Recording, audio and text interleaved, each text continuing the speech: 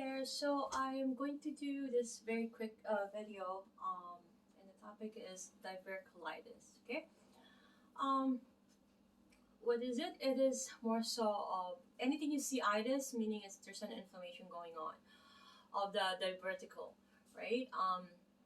And to specify it, it's more so the large intestine or intestine that is getting affected. But sometimes the small intestines can also be get affected. Okay, so symptoms is like you're having some intense severe pain, abdominal pain, and usually where there's that pain, that's where the outpouching is happening. Okay, in the case of diverticulitis. Okay, um, so what usually happens is if we don't have proper our diet, because okay, so plants has cellulose, right? Like seeds, they have that covering, like the corn, the corn. When a kid or one of my kids used to like check when they do a number two, then when they poop, and then you could see the corn, right? Sometimes because our body cannot digest that, so our body will try to expel that, like any form of wheat. So any form of fiber, in addition to our food, is good. Why is that? Is because there's going to be a peristaltis going on, like contraction happening in our large intestine or in our small intestine, as especially where that digestion is happening at the small intestine, right?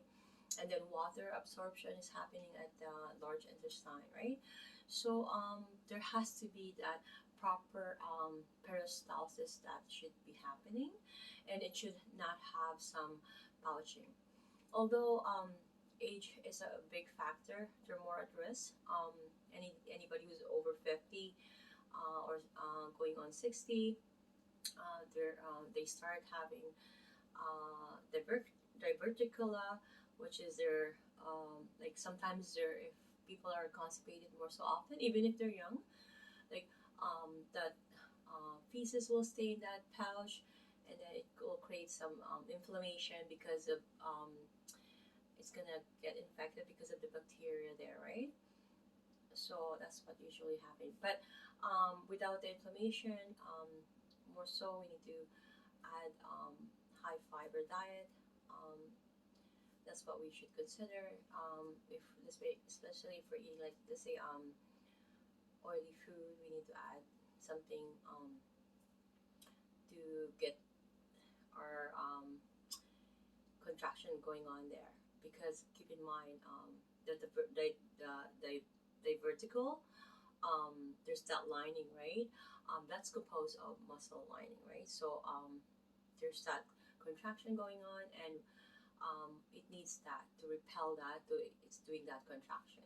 Okay, just like when we do, if we don't use our muscle, it will atrophy, right?